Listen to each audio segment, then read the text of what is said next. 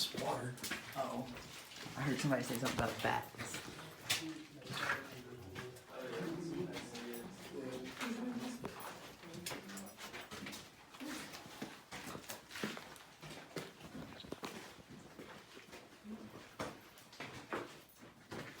Watch your heads, watch your step.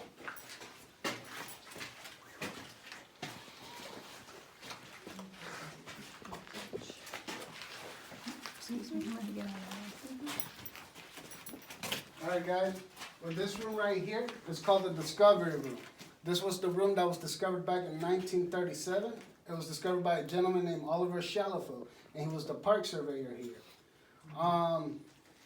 Well, the way he discovered it was because there was a big storm that occurred in the ground above. And when they sent him out to go see what damages occurred, he came across this tree that fell over. The tree that fell over, the roots uplifted the ground and created an opening. Now, when we first came in, that there's a sinkhole. They had access to that area before the tours began. The side door exit is a sinkhole as well. The exit is a cave. Now, in the exit and in the side door entrance, that there, they found tools, pottery, things that belonged to the natives. In 1937, they discovered this room here. And then they realized that this room here was the middle part of the cavern. And once they realized it was the middle part, is when they decided to combine everything together and create a tour site. Now, where that tree fell over and created that opening was right up here, right where the pile of rocks are. Now, 1937, it was during the Great Depression era, which is why we had the men of the Civilian Conservation Corps out here. And before these guys sealed this area off nice and tight, this was the way they came down, began the work excavating the ground. But they only used hand tools down here. Hammers, chisels, pickaxes, shovels, 5-gallon buckets, all of them working for just $1 a day and $30 a month. But at the end of each month, 25 of those dollars will be sent to their families for the necessary needs during that rough era. 5 of it would just remain with the workers for their own personal uses, which was fine. Because the CCC provided these guys with all of their necessaries: food, shelter, clothing, healthcare. But then 1942 hit. And when 1942 came through, a lot of these young men did get recruited to go fight in the second big war, which was World War II.